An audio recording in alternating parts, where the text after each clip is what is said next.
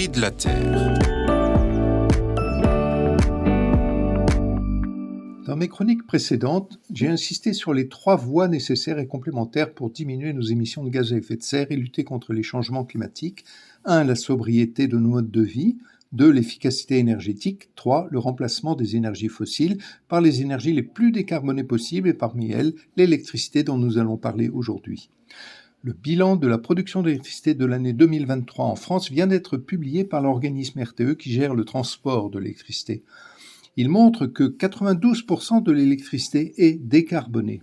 65% vient du nucléaire, 12% de l'hydraulique, 10% de l'éolien, 4% du solaire et le reste, soit 8%, vient du gaz, 6%, un peu de fioul et très peu de charbon. Au total, les émissions moyennes de CO2 de la production d'électricité, 32 grammes de CO2 par kilowattheure, sont les plus faibles depuis le début des années 1950 et parmi les plus faibles de l'Europe. Regardons plus précisément ce que chaque énergie qui compose le mix de l'électricité émet comme CO2 en France.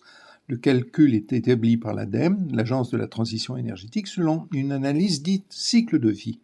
Dans l'ordre croissant des émissions de CO2, le nucléaire émet 6 grammes de CO2 par kilowattheure, de même l'hydraulique 6 grammes, l'éolien terrestre ou en mer 15 grammes, le solaire photovoltaïque 44 grammes de CO2 par kilowattheure. L'électricité produite à partir de gaz émet 418 grammes de CO2 et 70 fois plus que le nucléaire ou l'hydraulique.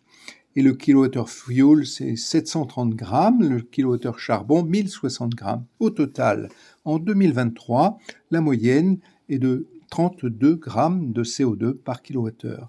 Ce résultat confirme l'importance de l'électricité pour la décarbonation des usages et on voit bien l'intérêt majeur de disposer largement du nucléaire et des énergies renouvelables pour sortir progressivement des énergies fossiles et réussir la transition énergétique de l'économie en France.